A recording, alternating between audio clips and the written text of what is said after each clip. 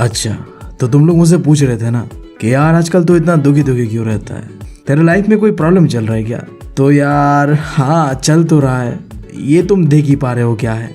मतलब भाई साहब, ना ये जीने देता है, ना ये मरने देता है, न सोने देता है, न जागने देता है। कभी कभी तो ऐसा लगता है कि यार ये सच में पीरियोडिक टेबल ही है या फिर मेरा एक्स है। ना इसे समझ पाता हूँ, ना इसे भूल पाता हूँ। अब तो यार जिंदगी का एक ही मकसद रह गया है कि बस किसने बनाया है टेबल, उसे ढूंढूं और दर्जन भर गालियाँ बस उसे दे ही दूँ। बस जब इस सफ़र में मैं चला तब मुझे समझ आया कि मेरी ज़िंदगी को बर्बाद करने में किसी एक इंसान का हाथ नहीं है, कई लोगों ने मिल के ज़िंदगी को झंड बना के रखा हुआ है भाई। इनमें सबसे पहला नाम आता है डॉबरेनियर साहब का। समय था 1829। इन्होंने पहली बार जितने भी एलिमेंट्स थे इन्हें एक टेबल में रिप्रेजेंट किया। इनमें दूसरा नाम आता है न्यूलैंड साहब का। इन्होंने 1864 को अपना एक टेबल बनाया और एक लॉ बनाता है, न्यूलैंड्स लॉ ऑफ ऑक्टेव्स। फिर आता है मेंडलीफ साहब इन 1869 को, और ये देते हैं मेंडलीफ्स पीरियोडिक टेबल। और कहा जाता है ना, आज का जो मॉडर्न पीरियोडिक टेबल है ना, इसका जो बेसिक आइडिया था ना, ये इनके द्वारा ही दिया गया था। हम आगे देखेंगे, काफ़ी मतलब विजनरी आदमी थे। इन्होंने यार पूरा फ्यूचर ही प्रेडिक्ट कर दिया था पीरियोडिक टेबल का। तुम कह सकते हो शायद उस समय के बाबा ही थे। और आखिरी है मॉडर्न पीरियोडिक टेबल। ये जो आज तुम देख रहे हो ना, ये है मॉडर्न पीरियोडिक टेबल, जिसे यार बनाता है हेनरी मोज़ेली ने इन 1913 को। और यार सही बोलो तो इस चैप्टर में हमें इन चारों का टेबल को बहुत ही डिटेल में देखना है। इससे पहले कि हम इनके टेबल्स को समझे, एक सवाल उठता है यार, हमें क्यों एक पीरियोडिक टेबल चाहिए? क्या इसके बिना हम नहीं चल सकते थे? तो देखो, इसका जवाब कुछ ऐसा है। इस समय हमारे पास 118 एलिमेंट्स है, और अगर हम इकट्ठा सबको समझने बैठ जाए तो यार कुछ हो या ना हो, हम पागल जरूर हो जाएंगे। अरे मुझे चक्कर आने लग गया। अब मेरे वो लड़की चले गई। तो हमने एलिमेंट्स को आसानी से समझने के लिए कुछ इस तरीके से ग्रुप्स में बांटा है, जहाँ जितने भी एक तरीके का एलिमेंट्स होगा, जिनका केमिकल और फिजिकल प्रॉपर्टी सिमिलर होगा, उन्हें हम एक तरीके के ग्रुप में रखेंगे। अब इससे हुआ क्या, इतने सारे जो एलिमेंट्स हैं ना, वो कुछ ग्रुप में सिमट गए। अब हम बस इन ग्रुप्स को स्टडी करके ही कौन सा एलिमेंट किस प्रॉपर्टी का है पता कर सकते थे। तो यार बस इसी रीज़न के लिए हमने जितने भी एलिमेंट्स थे उन्हें क्लासीफाई किया। That's it. अब बढ़ते हैं, जो पहली बार किसी इंसान ने जितने एलिमेंट्स थे उन्हें इकट्ठा लाके एक टेबल में प्रेजेंट किया, कौन था वो? डॉबरेनियर। अब आज के समय पे हमारे पास है 118 एलिमेंट्स, बट जब डॉबरेनियर पहली बार एलिमेंट्स को क्लासीफाई कर रहा था तब उसके पास थे बस 30 एलिमेंट्स। अब उसने सोचा इन एलिमेंट्स को ग्रुप में क्लासीफाई करता हूँ सिमिलर प्रॉपर्टी के बेसिस पे। तो जब वो ऐसा कर रहा था, उसने क्या किया, जितने भी एलिमेंट्स है उनका एटॉमिक मास को देखते हुए उन्हें इंक्रीजिंग ऑर्डर पे रखना शुरू किया, और 3 एलिमेंट्स का ग्रुप बनाया जिनका केमिकल प्रॉपर्टीज सिमिलर होगा। और ये जो 3 का ग्रुप है, इन्हें ही हम कहते हैं ट्राइड। समझ गए? 3 एलिमेंट्स का ग्रुप को कहने लगे हम ट्राइड। तो जब उसने ऐसा किया ना, तो उसने एक चीज़ देखा कि अगर मैं ऐसा कुछ करता हूँ ना, 3 एलिमेंट्स का एक ट्राइड बनाता हूँ, तो ये जो मिडिल एलिमेंट है ना, इसका जितना भी एटॉमिक मास है, ये एवरेज है बाकी बचे हुए 2 एलिमेंट के एटॉमिक मास से। देखो, तुम्हें समझ नहीं आया होगा, टेबल के साथ समझते हैं। अब देखो, ये है डॉबरेनियर का पहला ट्राइड, यानी कि पहला ग्रुप। यहाँ देखो, एक तरफ में एलिमेंट्स है और दूसरी तरफ एलिमेंट का मासेस है। अब डॉबरेनियर के लॉजिक के हिसाब से हमारा जो बीच वाला एलिमेंट है ना, उसका एटॉमिक मास बराबर होगा अगर तुम ऊपर वाले और नीचे वाले एलिमेंट को एवरेज करते हो। देखो कैसे, ऊपर में है 7, नीचे में है 39। तो अगर मैं इन दोनों को प्लस करके 2 से डिवाइड कर दूं, यानी कि मैंने क्या किया, इन दोनों का एवरेज निकाला, तो वो एवरेज ना 23 होगा। और अगर तुम ध्यान से देखो तो बीच वाला एलिमेंट का भी एग्जैक्ट वैल्यू 23 है। इससे हमें एक चीज़ समझ आ गया कि अगर तुम एवरेज निकालते हो पहले और आखिरी एलिमेंट का, तो वो बिल्कुल इक्वल होगा बीच वाले एलिमेंट के। ठीक है, तो यही था डॉबरेनियर ट्राइड। अब देखो, जब तुम कभी मिडिल एलिमेंट का एवरेज निकालोगे ना, तो ऐसा हो सकता है कि ये एग्जैक्ट फिगर ना दिखाए, कुछ 0 पॉइंट का डिफरेंस आएगा, और कभी कभी तो ये डिफरेंस काफ़ी बढ़ जाता है। और इसी ने जन्म दिया लिमिटेशंस का डॉबरेनियर्स ट्राइड के अंदर। देखो होता गया है, पहला चीज़ तो देखो यार, उस समय हमारे पास था 30 एलिमेंट, बट डॉबरेनियर बस 3 ट्राइड्स के बारे में ही बता पाया था, यानी कि 3 ग्रुप्स के बारे में ही बता पाया था, और बाकी के एलिमेंट्स का कोई एक्सप्लेनेशन था नहीं उसके पास। और फिर दूसरा उसने जो कहा था कि मिडिल एलिमेंट जो होगा ये बाकी दो एलिमेंट के एवरेज होगा, ये उसका लॉ था। बट ये लॉ फेल करता है बाकी सारे एलिमेंट्स पे, बस जो पहला 3 है वही पे ये एप्लीकेबल है, बाकी सब में ये एप्लीकेबल नहीं था। अब इन सारे लिमिटेशंस को दूर करने के लिए आता है न्यूलैंड साहब। अब देखो इनके समय पे 56 एलिमेंट का डिस्कवरी हो चुका था, तो इन्होंने क्या किया, जितने भी 56 एलिमेंट थे उन्हें उनके एटॉमिक मास के हिसाब से इंक्रीजिंग ऑर्डर पे रख दिया। अब ऐसा करते हुए उन्होंने पाया कि पहला एलिमेंट और 8वां एलिमेंट का प्रॉपर्टी ना सिमिलर है। यानी कि मैं कहना चाह रहा हूँ, जब हमने एलिमेंट को उनके मासेस के हिसाब से इंक्रीजिंग ऑर्डर पे रखा ना, तो पहला एलिमेंट और 8वां एलिमेंट बिल्कुल ही सेम था, समझ रहे हो। और इसी को उन्होंने कहा लॉ ऑफ ऑक्टेव्स। देखो इसे समझाने के लिए उन्होंने इस्तेमाल किया था सारे गामा कुछ होता है ऐसा। बट यार देखो म्यूजिक से ना अपना दूर दूर तक का पाला पड़ता नहीं है। तो जब मैं क्लास 10th पे था तो मुझे तो बिल्कुल ये समझ आया नहीं था, तो मैं नहीं चाहता कि तुम्हारे साथ भी ऐसा हो, तो म्यूज़िक वाले सीन को दूर रखते हैं। देखो मुझे संडे बहुत पसंद है, तो मैं संडे वनडे से ही शुरुआत करता हूँ। देखो संडे है, उसके बाद मंडे ट्यूसडे ऐसे करते करते 7वां दिन होता है ना, उसके बाद जो 8वां दिन होता है वो कौन सा होगा बताओ। फिर संडे ही तो होगा। संडे है, फिर 7 दिन के बाद जो 8वां दिन होगा वो दोबारा संडे होगा। ऐसा रिपीट होते रहेगा, समझ गए। और ये सिर्फ संडे के साथ नहीं है, तुम मंडे ले लो, मंडे है पहला दिन, अब इसके बाद जो 8वां दिन होगा ना वो फिर से मंडे ही होगा। सिमिलरली ट्यूसडे है पहला दिन, अब जब 8वां दिन होगा ना वो भी ट्यूसडे होगा। तो इसे तुम क्या समझे कि पहला एलिमेंट और 8वां एलिमेंट दोनों सेम होता है। यही चीज़ को तुम न्यूलैंड्स का टेबल पे भी देख सकते हो। ये जो पहला लाइन है यहाँ में पहला एलिमेंट और 8वां एलिमेंट दोनों सेम होगा, यानी कि ये जितने भी है ना ये सिमिलर है, फिर ये जितने भी है ये भी सिमिलर है, और फिर ये जितने भी है ये भी सिमिलर केमिकल प्रॉपर्टीज रखते हैं, समझ गए। अब देखो इनका जो लॉ ऑफ ऑक्टेव्स था ना, इनके साथ भी प्रॉब्लम था। ये जो बता रहे थे कि 8वां एलिमेंट रिपीट करता है, ये चीज़ ना हमें बस कैल्शियम तक ही देखने मिलता है। कैल्शियम के बाद में जो है इनका लॉ ऑफ ऑक्टेव एप्लीकेबल नहीं होता है, पहला चीज़। और दूसरा यार देखो न्यूलैंड साहब ना कुछ ज़्यादा ही ओवर कॉन्फिडेंट हो गए थे, और जोश में इन्होंने कह दिया कि देखो भाई ऐसा है, जितने एलिमेंट इस समय है 56 इतने ही रहेगा इन फ्यूचर, कोई नया एलिमेंट का डिस्कवरी होगा नहीं आगे, जो कि तुम्हें पता है गलत हो जाता है। और आखिरी चीज़, उन्होंने अपना ऑक्टिव लॉ को जस्टिफाई करने के लिए जो डिसिमिलर एलिमेंट्स थे ना उन्हें भी सिमिलर एलिमेंट्स के साथ ठूस दिया। मान लो कोई एलिमेंट है जिसका एटॉमिक मास अलग है, बट फिर भी क्योंकि उन्हें प्रूव करना था कि पहला एलिमेंट और 8वां एलिमेंट का प्रॉपर्टी सिमिलर होगा, उन्होंने उसे ठूस दिया, जबकि यार वो बहुत ही अलग थे। तो यही है इनका लिमिटेशंस। अब इसके बाद एंट्री होता है मेंडलीव साहब का। भाई साहब क्या ही आदमी था ये, गजब भाई। आते ही बस उन्होंने एक चीज़ कहा, ये का बवासीर बना दिए हो, साला हाथ झंझना जाता है, मारते हैं कसाई मोहल्ला जाता है कलकत्ता, चूतिया समझो। अब यार तुम लोग तो यार रहने दो, तुम लोग से ना हो पाएगा। तुम लोग यार जाके ड्रीम 11 में टीम बनाओ। मैं एक ऐसा पीरियोडिक टेबल बना के दूंगा ना, ऐसा दूंगा। ये सब क्या देखना पड़ रहा है, अच्छा है मैं अंधा हूँ।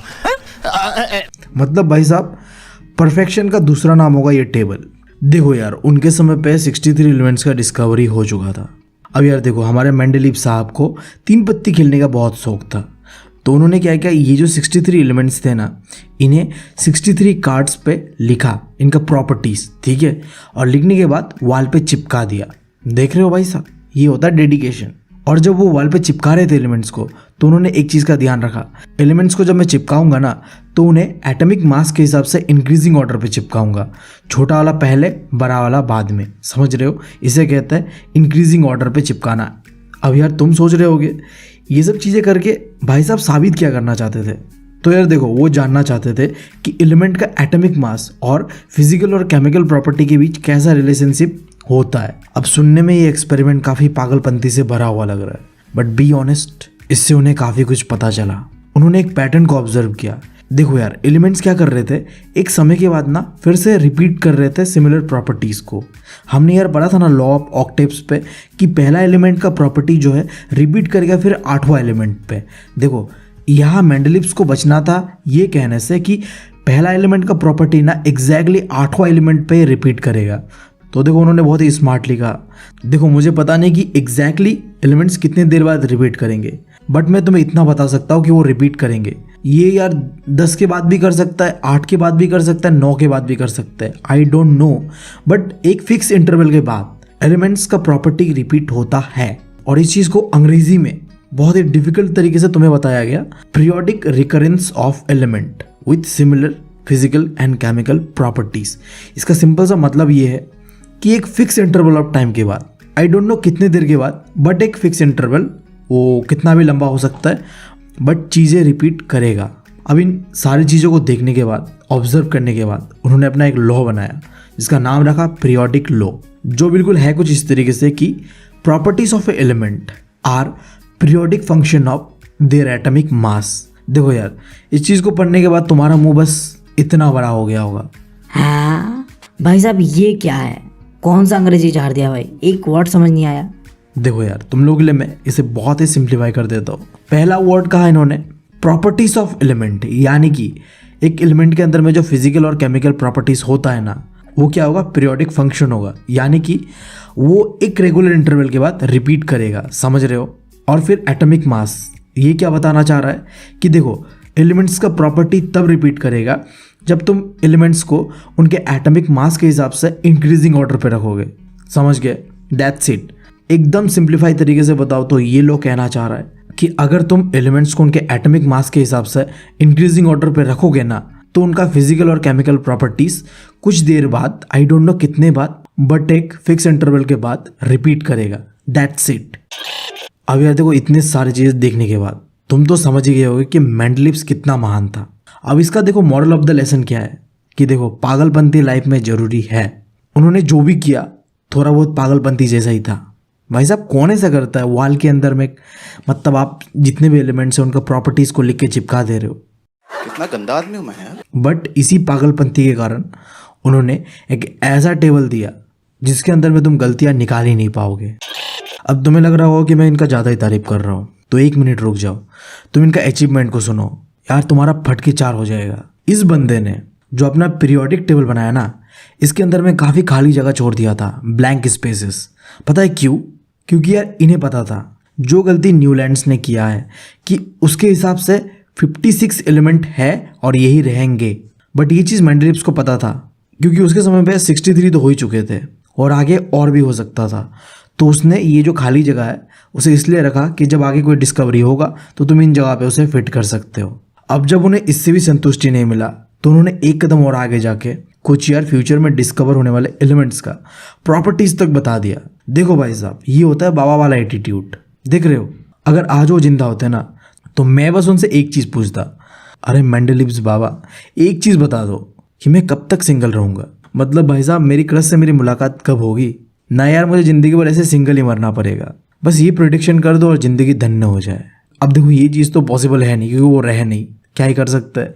बट देखो उन्होंने प्रिडिक्ट ही नहीं किया, उनके नाम भी बता दिए। 3 एलिमेंट्स था, उनका नाम रखा इका बोरॉन, इका एल्युमिनियम, इका सिलिकॉन। अब यहाँ पे तुम लोगों के लिए एक सवाल, ये जो 3 एलिमेंट्स हैं ना, इनका जाके जब फ्यूचर में डिस्कवरी हुआ तो उनका नाम क्या है? तुम यार गूगल पे सर्च करो, किताब पे देखो, कहीं से भी देखो, बट मुझे इसका आंसर चाहिए। तुम्हें यार तुम्हारी क्रश की कसम, देख लो भाई। अब अगर कसम को तोड़ोगे ना तो पता है तुम्हारे साथ क्या होगा। आगे मैं कुछ बोल नहीं रहा। और यार देखो आखिरी अचीवमेंट, तुम्हें पता है नोबेल गेस क्या होता है? ऐसे एलिमेंट्स जो किसी के साथ रिएक्ट नहीं करते, वो अपने ही नशे पे रहते हैं। अब मेंडलीव के टाइम पे ये डिस्कवरी नहीं हुआ था, बट जब डिस्कवरी हुआ ना तो उनके पीरियोडिक टेबल पे वो ऐसे बैठा जैसे कि यार ये जगह तो उनके लिए बना हुआ था। देख रहे हो भाई साहब, ये होता है पीरियोडिक टेबल बनाने का तरीका। मजाक हो रहा है, मतलब ओ भाई मारो मुझे, मारो मारो मुझे, मारो आओ मारो मारो, अरे अरे इतना मत मार, अरे इतना मत मार। तुमने यार आज का तो सोचा ही, साथ ही साथ फ्यूचर का भी सोच के रखा कि आगे क्या होगा वो भी देख लेंगे हम। बट यार देखो, तुम चाहे जितना भी कोशिश कर लो, तुम परफेक्ट द परफेक्ट कभी नहीं बन पाओगे। और ये चीज़ ना रियलिटी है, चाहे मैं हूँ या तुम। कभी भी तुम यार परफेक्शन के पीछे मत भागो। तुम में से कितनों ने 3 इडियट देखा है? अगर नहीं देखा है ना तो मेरा तुम लोगों से हैवी रिक्वेस्ट रहेगा, जाके एक बार देखो और देख के आके कमेंट्स में मुझे बताओ कि तुम्हें क्या समझ आया। खैर यार देखो, जैसे कि मैंने बताया कि इनका टेबल भी एग्जैक्ट परफेक्ट तो नहीं था, कुछ गलतियाँ थे। अब देख लेते हो क्या क्या गलतियाँ थे। जैसे कि देखो, मेंडलीव्स के टाइम पे आइसोटॉप्स का डिस्कवरी हुआ नहीं था, तो बाद में जब आइसोटॉप्स का डिस्कवरी हुआ तो उनका पोजीशनिंग को लेके कि इन्हें रखे कहाँ, उनका एक्सप्लेनेशन उनके पास था नहीं। अब करे क्या बेचारा, उनके समय पे आइसोटॉप्स का डिस्कवरी तो हुआ ही नहीं था।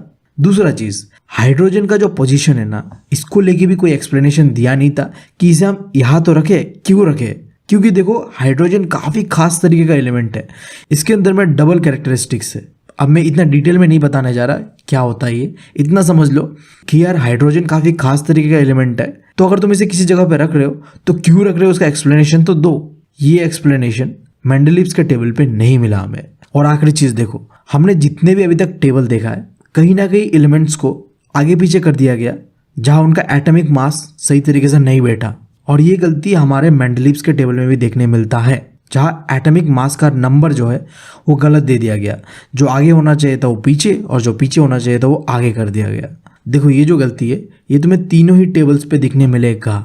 इसी गलती को सुधारने के लिए आया मॉडर्न पीरियोडिक टेबल, जिसे बनाया था हेनरी मोज़ली ने। देखो उन्होंने ज़्यादा कुछ नहीं किया, जो मेंडलीव्स का टेबल था उसे ही चिपका दिया, एक चीज को बदल दिया। देखो उनका थ्योरी क्या था, properties of a element are periodic function of atomic mass. But देखो यहां में हेनरी ने क्या किया, मास के जगह पे एटॉमिक नंबर रख दिया। देख रहे हो कितना स्मार्ट वर्क किया इन्होंने। इस बंदे को एक चीज पता चल गया था, इन सारे लोगों ने एक ही गलती किया है, एटॉमिक मास को चुना है, और इसके वजह से टेबल के अंदर में काफी सारी गलतियां हैं। तो मैं क्या करता हूँ, एटॉमिक मास को लूंगा ही नहीं, एटॉमिक नंबर को लूंगा। और इस बंदे ने लिया तो लिया, इसका एक्सप्लेनेशन भी दिया कि मैं क्यों एटॉमिक नंबर ले रहा हूँ, एटॉमिक मास क्यों नहीं ले रहा हूँ। सिंपल सा रीजन था, एलिमेंट्स के अंदर में हमें देखना क्या होता है, केमिकल रिएक्शन ना। तो केमिकल रिएक्शन में एटॉमिक मास का इतना रोल नहीं होता है, सबसे बड़ा रोल होता है प्रोटॉन का। और जितना एक एलिमेंट के अंदर में प्रोटॉन होता है उतना ही उसका एटॉमिक नंबर होता है। तो इसीलिए हम यार क्या करेंगे, एटॉमिक नंबर को लेंगे, दैट्स इट। बहुत ही आसान था। अब यार देखो इतना समझने के बाद अब एक सवाल लेते हैं जो सीबीएसई वाला चच्चा हमसे पूछ सकते कि यार पूछती ही है। तो थोड़ा यार ध्यान से देखना। यहाँ सवाल ये है कि क्या मॉडर्न पीरियोडिक टेबल मेंडलीव्स के टेबल का जो भी लिमिटेशंस था उसे ख़त्म कर पाया या नहीं। देखो 3 लिमिटेशंस था मेंडलीव्स के पीरियोडिक टेबल में, और इन तीनों को ही मॉडर्न पीरियोडिक टेबल सॉल्व कर देता है। देखो कैसे, देखो क्योंकि मॉडर्न पीरियोडिक टेबल था एटॉमिक नंबर के बेसिस पे, ना कि एटॉमिक मास के हिसाब से, ठीक है। तो मेंडलीव्स के टेबल पे जो प्रॉब्लम होता था ना चीज़ों को बैठाने में, वो मॉडर्न पीरियोडिक टेबल पे नहीं होता है। दूसरा चीज़, मेंडलीव्स के टेबल पे आइसोटॉप्स के बारे में कुछ बताया नहीं गया था, जबकि मॉडर्न पीरियोडिक टेबल पे पूरी तरीके से एक्सप्लेनेशन दिया गया। देखो एक्सप्लेनेशन कुछ इस तरीके से था कि जितने भी आइसोटॉप्स होता है ना किसी सेम एलिमेंट का, उनमें एक चीज़ देखने मिलता है, उनका एटॉमिक मास डिफरेंस हो सकता है बट एटॉमिक नंबर सेम ही होता है। तो हम ना क्या करेंगे, उन्हें जो एलिमेंट का आइसोटॉप्स है उनके साथ ही रखेंगे। देख रहे हो कितना अच्छा एक्सप्लेनेशन है। और तीसरा और आखिरी चीज़, हाइड्रोजन का जो पोजीशन है उसको लेके एक्सप्लेनेशन मॉडर्न पीरियोडिक टेबल पे दिया गया है, दैट्स इट। अब इसके बाद देखो ये है तुम्हारे सामने मॉडर्न पीरियोडिक टेबल। ये वो टेबल है जिससे हम सबका फटता है, रातों का नींद और दिन का चैन दोनों ही भाई खोया हुआ है।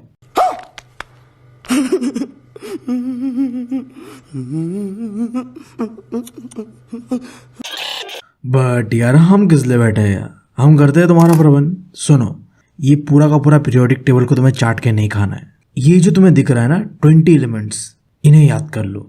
ये जो 20 एलिमेंट्स है, इनका अगर तुम्हें नॉलेज होगा तो तुम कोई भी क्वेश्चंस को आराम से कर सकते हो। भाई साहब लिख लो ये बात। बट तुम्हें सिर्फ इनका एटॉमिक नंबर और नाम याद नहीं करना है, इनका सिंबल, इनका electronic configuration, valence electron, valency, इन सबको जानना है। यहाँ सब दिया हुआ है, बस इसे रट लो, कहीं चिपका लो। आई डोंट नो, कहने में बुरा लग रहा है रट लो, बट क्या कर सकते हैं भाई, चैप्टर ही कुछ ऐसा है। अब यार इस टेबल को देखने के बाद तुम्हारा नज़र 3 चीज़ पे जरूर गया होगा। पहला, इलेक्ट्रॉनिक कन्फिग्रेशन होता क्या है, वैलेंस इलेक्ट्रॉन क्या है और वैलेंसी क्या है। देखो बहुत सिंपल है, अगर तुम इन 3 चीज़ों को जान गए, आगे 2 टॉपिक है, position of elements in modern periodic table और trends in modern periodic table. 2 topic, इन दोनों को अगर समझना है तो ये 3 कॉन्सेप्ट को जानना बहुत ज़रूरी है। अब तुम मुझे बताओ एक एलिमेंट बनता कैसा है, एटम से बनता है, गुड। अब देखो एटम का स्ट्रक्चर कैसा होता है, कुछ ऐसा होता है। तुम्हारे यार अंडरस्टैंडिंग के लिए मैंने यहाँ कार्बन लिया है। अब इस कार्बन का एटॉमिक स्ट्रक्चर कुछ इस तरीके से बना हुआ है। बीच पे सेंटर पे क्या है, न्यूक्लियस, जहाँ पाया जाता है प्रोटॉन एंड न्यूट्रॉन, और बाहर में जो ये सर्कल्स दिख रहा है यहाँ पाया जाता है इलेक्ट्रॉन। अब देखो ये जो सर्कल्स है ना, इसे कहते हैं सेल्स। क्या कहते हैं इसे? सेल्स। That's it. अब अगर तुम ध्यान से देखो, यहाँ में 2 सेल्स बना हुआ है, अंदर में 2 इलेक्ट्रॉन्स है और बाहर में कितने? 4। अब जब तुम इसे लिखना होगा 2,4, ये क्या है? Electronic configuration. देखो इलेक्ट्रॉन घूम रहा होता है सेल्स के अंदर, और जो ये सेल्स में जो इलेक्ट्रॉन घूम रहा है, इसी इलेक्ट्रॉन को जब तुम रिप्रेजेंट करते हो, तुम क्या कहते हो उसे? Electronic configuration. ठीक है, तो अब सवाल उठता है वैलेंसी क्या होता है? ये जो इलेक्ट्रॉन्स घूम रहा है ना सेल्स के अंदर में, यहाँ में क्या होना चाहिए? देखो हर एक इलेक्ट्रॉन को अपने सेल्स के अंदर में बैलेंस मेंटेन करना होता है, यानी कि बराबरी रखना होता है। जैसे कि पहले सेल के अंदर में 2 इलेक्ट्रॉन होके बैलेंस होता है, उसी तरीके से जो दूसरा सर्कल है, या फिर तुम कह लो दूसरा सेल या तीसरा सेल, वहाँ में 8 इलेक्ट्रॉन होना चाहिए। जैसे हमारी ज़िंदगी में होता है ना बैलेंसिंग बहुत ज़रूरी, इन एटम्स को भी अपना बैलेंसिंग करना चाहिए होता है। तो मैंने जैसे बताया कि दूसरा हो या तीसरा हो, वहाँ 8 चाहिए। और ये जो बैलेंसिंग का प्रोसेस है ना, इसी को कहते हैं वैलेंसी। देख रहे हो नाम भी थोड़ा सेम आ रहा है, वैलेंसी, बैलेंस। ठीक है, जैसे कि देखो यार हमारा जो कार्बन है, इसका पहला सर्कल पे 2 इलेक्ट्रॉन्स है, जो कि उसे उतना ही चाहिए होता है, तो ये परफेक्टली बैलेंस है। बट दूसरा सर्कल पे 4 इलेक्ट्रॉन्स है, ये बैलेंस नहीं है, बट इसे बैलेंसिंग करना है, तो इसे कितना चाहिए? और इसे चाहिए और 4 इलेक्ट्रॉन्स। ये 4 इलेक्ट्रॉन्स ही किसी से लेगा या फिर देगा, तब जाके यहाँ पे बैलेंस बनेगा, और इसी चीज़ को कहता है बैलेंसी। ठीक है, अब तुम्हारे अंदर में ये चुल मच रहा होगा, अच्छा यार ये तो ठीक है, बट ये वैलेंस इलेक्ट्रॉन क्या है? देखो ये जो कार्बन के आउटर ऑर्बिट पे, यानी कि जो सेकंड सेल है, इसके अंदर में 4 इलेक्ट्रॉन जो बैठा हुआ है ना, बेला ऐसे ही घूम रहा है, यही है बैलेंस इलेक्ट्रॉन, मतलब बचा हुआ इलेक्ट्रॉन। इसका तुम क्या करोगे तुम्हारे ऊपर है। ठीक है, अब आई गेस तुम लोगों का कॉन्सेप्ट क्लियर है। अगर कोई भी कंफ्यूजन है तो थोड़ा रिवाइंड करके देख सकते हो। अब हम बढ़ते हैं topic position of elements in modern periodic table पे। देखना कितना आसानी होगा अब समझने के लिए। बट इससे पहले मैं तुम लोगों से एक रिक्वेस्ट करना चाहूँगा कि यार वीडियो को लाइक करो, कमेंट करो और चैनल को सब्सक्राइब करो। तुम लोग के लिए यार इतना मेहनत कर रहा हूँ, लिटरली एनिमेट करने में चीज़ों को बहुत मेहनत लग रहा है, और मैं अकेला हूँ, समय भी कितना लग रहा है तुम देख रहे हो। मैं जानबूझ के वीडियोस को इतना लेट नहीं बना रहा, बनाने में समय इतना लग रहा है। देखो मैंने एक ख्वाब देखा है कि इंडिया के एजुकेशन सिस्टम को पूरी तरीके से चेंज कर देंगे, और इस चीज़ के लिए मुझे बस 2 या 3 अच्छे एनिमेटर्स चाहिए, और तुम लोगों में ऐसे समझा पाओ जैसे किसी ने सोची नहीं होगी भाई। बट क्या करें, ये चीज़ें करने के लिए पैसे की ज़रूरत होती है, जो कि अपने पास अब है नहीं। तो तुम्हें पैसे से कंट्रीब्यूट नहीं करना है मुझे, बस चैनल को सपोर्ट करो, जितना हो सके लोगों से शेयर करो। बाकी यार देखो यूट्यूब से तो मुझे कोई उम्मीद है नहीं, बस तुम लोग के सहारे हूँ, अब तुम लोग ही जानो। खैर छोड़ते हैं। अब position of elements in modern periodic table, इसके अंदर में 2 चीज़ समझना है, ग्रुप्स और पीरियड क्या होता है। मॉडर्न पीरियोडिक टेबल में जितने भी एलिमेंट्स थे ना, उन्हें हमने 18 ग्रुप्स में बांट दिया। और यार पता नहीं तुम्हें याद है कि नहीं है, बट मेंडलीव्स ने कहा था कि चीज़ें एक समय के बाद रिपीट करेगा, और इसी चीज़ को उन्होंने पीरियड्स का नाम दिया। तो मॉडर्न पीरियोडिक टेबल के अंदर भी तुम्हें मिल जाएगा 7 पीरियड्स। अब देखो एक सवाल आता है, ये ग्रुप्स और ये पीरियड्स क्यों बनाया गया है?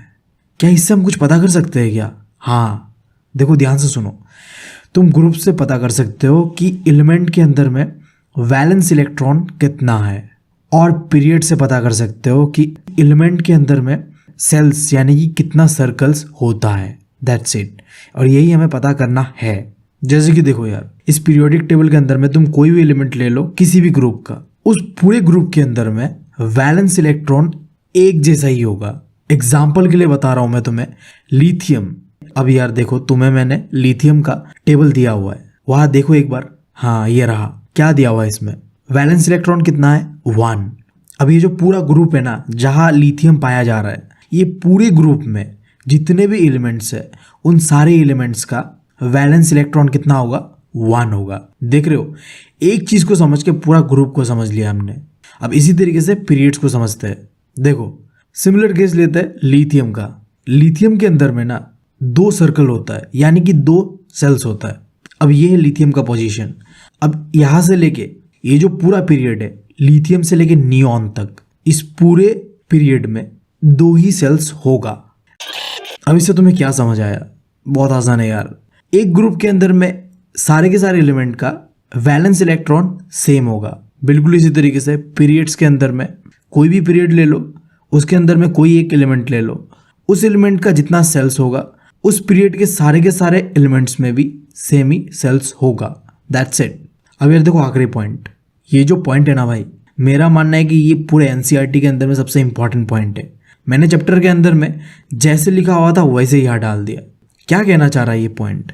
देखो, तुम कोई भी एलिमेंट का पोजीशन को समझ के क्या करना चाह रहे हो? तुम जानना चाह रहे हो कि उस एलिमेंट का केमिकल रिएक्टिविटी कैसा है। और ये तुम कैसे जान पाओगे? जब तुम जानोगे कि इस एलिमेंट के अंदर में वैलेंस इलेक्ट्रॉन कितना है, तब तुम आसानी से बता सकते हो कि एलिमेंट किस तरीके का बॉन्ड करेगा और कितना बॉन्ड करेगा। और तुम फिर बॉन्ड्स के हिसाब से पता कर सकते हो कि एक एलिमेंट कितना रिएक्टिव होगा। That's it. बहुत आसान था भाई। अब आखिरी topic, trends of modern periodic table. ये टिकटॉक वाला ट्रेंड नहीं है भाई। पीरियोडिक टेबल के अंदर में जितने भी एलिमेंट्स है उसके अंदर में एक कॉमन पैटर्न देखने मिलता है, ये चीज समझना है हमें। That's it. टिकटॉक वाला नहीं, ठीक है। अब यहाँ यार हमें 4 चीज़ों का ट्रेंड को यानी कि पैटर्न को समझना है। पहला यार, वैलेंस इलेक्ट्रॉन का पैटर्न इस टेबल के अंदर में कैसा है, फिर वैलेंसी, फिर एटम का साइज, और आखिरी है एलिमेंट्स के अंदर में मेटल और नॉन मेटल का कैरेक्टरिस्टिक्स का पैटर्न कैसा है, वो देखना है। शुरुआत करते हैं वैलेंस इलेक्ट्रॉन से। देखो, इससे पहले मैं शुरुआत करूँ, 2 चीज़ें मैं क्लियर कर दे रहा हूँ, कंफ्यूज मत होना यार। जब मैं बात कर रहा हूँ कि लेफ्ट टू राइट जब हम मूव करेंगे तो कैसा पैटर्न रहेगा, तब उसका मतलब है मैं बात कर रहा हूँ पीरियड्स का। समझ गए? Left to right equals to period, ठीक है। और जब मैं बात करूँगा टॉप टू बॉटम का, यानी कि मैं बात कर रहा हूँ ग्रुप्स में एलिमेंट का बिहेवियर कैसा रहेगा। दैट्स इट, ठीक है। तो देखो, वैलेंस इलेक्ट्रॉन का सीन कुछ ऐसा है, अगर तुम लेफ्ट टू राइट जाओगे तो वैलेंस इलेक्ट्रॉन इंक्रीज होता रहेगा, और वहीं पे अगर तुम टॉप टू बॉटम जाओगे तो वैलेंस इलेक्ट्रॉन जैसा है वैसे रहेगा, कोई चेंजेस तुम्हें नहीं देखने मिलेगा। That's it. उसके बाद वैलेंसी का बात करते हैं। तो वैलेंसी में भी सीन कुछ ऐसा है, अगर तुम लेफ्ट टू राइट जाओगे तो वैलेंसी इंक्रीज होगा पहले 1 से लेके 4 तक, फिर ये डिक्रीज करने लगेगा। अब देखो, अगर ये चीज़ तुम्हें समझ नहीं आया तो यार चलते हैं पुराने चार्ट पे।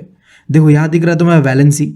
देखो क्या है यहाँ में, पहले 1 से लेके 4 तक इंक्रीज हुआ वैलेंसी, फिर क्या हो रहा है यहाँ पे, डिक्रीज हो रहा है। देख रहे हो? यही पैटर्न पूरे पीरियोडिक टेबल के अंदर में देखने मिलता है। That's it. जब तुम जाओगे लेफ्ट टू राइट, बट अगर तुम टॉप टू बॉटम जाते हो तो तुम्हें यहाँ कोई चेंज नहीं दिखने मिलेगा। तो यह एक चीज़ तो क्लियर है, चाहे बात करूँ मैं वैलेंस इलेक्ट्रॉन का या वैलेंसी का, टॉप टू बॉटम कोई चेंजेस नहीं दिखता है। That's it. फिर हम बात करते हैं एटम का साइज को लेके, कि एलिमेंट्स के अंदर में जब हम मूवमेंट करेंगे तो एटम का साइज बढ़ेगा या कमेगा, क्या होगा। तो देखो, अगर तुम लेफ्ट टू राइट मूव करोगे तो एटम का जो साइज है वो डिक्रीज होगा। क्यों डिक्रीज होगा? क्योंकि यार देखो, एटम के अंदर में जो न्यूक्लियर चार्ज होता है ना, वो बढ़ने लगेगा। न्यूक्लियर चार्ज यानी प्रोटॉन, ठीक है। जैसे जैसे तुम लेफ्ट टू राइट जाओगे तुम्हारा एटॉमिक नंबर बढ़ेगा, और जैसे ही एटॉमिक नंबर बढ़ेगा यानी कि प्रोटॉन बढ़ेगा, और प्रोटॉन बढ़ेगा तो न्यूक्लियस चार्ज बढ़ेगा। तो इसका वजह से जब तुम लेफ्ट टू राइट जाओगे तो एटम का साइज छोटा हो जाएगा। That's it. और अगर मान लो तुम गए टॉप टू बॉटम, तो क्या होगा तुम्हारे साथ, तुम्हारा एटम का साइज बढ़ने लगेगा। क्योंकि देखो, यहाँ पे क्या हो रहा है, नंबर ऑफ सेल्स बढ़ रहा है। पहले 1 होगा, फिर 2 होगा, फिर 3 होगा, ऐसे बढ़ते रहेगा। तो इसके वजह से जब तुम टॉप टू बॉटम जाओगे तो तुम्हारा साइज जो है एटम का बढ़ेगा। और आखिर बात करते हैं मेटल और नॉन मेटल का। देखो, इस पीरियोडिक टेबल के अंदर में जितने भी एलिमेंट्स तुम्हें लेफ्ट पे दिखेगा ये सारे के सारे मेटल्स है, और जो भी तुम्हें राइट साइड पे दिख रहा है वो सारे के सारे नॉन मेटल्स है। इसके अलावा तुम्हें यहाँ एक जिगजैग सा लाइन दिख रहा है, ये देखो यहाँ। हाँ, ये क्या कर रहा है बताओ तो? इसके अंदर में जितने भी एलिमेंट्स है ये ना ही मेटल है ना ही नॉन मेटल है, यानी कि यार ये दोनों का कॉम्बिनेशन है। और ये लाइन सेपरेट कर रहा है मेटल को नॉन मेटल से। और ये जो एलिमेंट्स है इन्हें तुम कह सकते हो कि ये है सेमी मेटल या फिर मेटलॉइड, ठीक है। जिसका सिंपल सा मतलब ये है कि इन सारे एलिमेंट्स के अंदर में मेटल और नॉन मेटल दोनों का ही कैरेक्टरिस्टिक्स देखने मिलेगा। That's it. अभी यार हम पैटर्न को देखते हैं। पहले बात करते हैं मेटल्स का।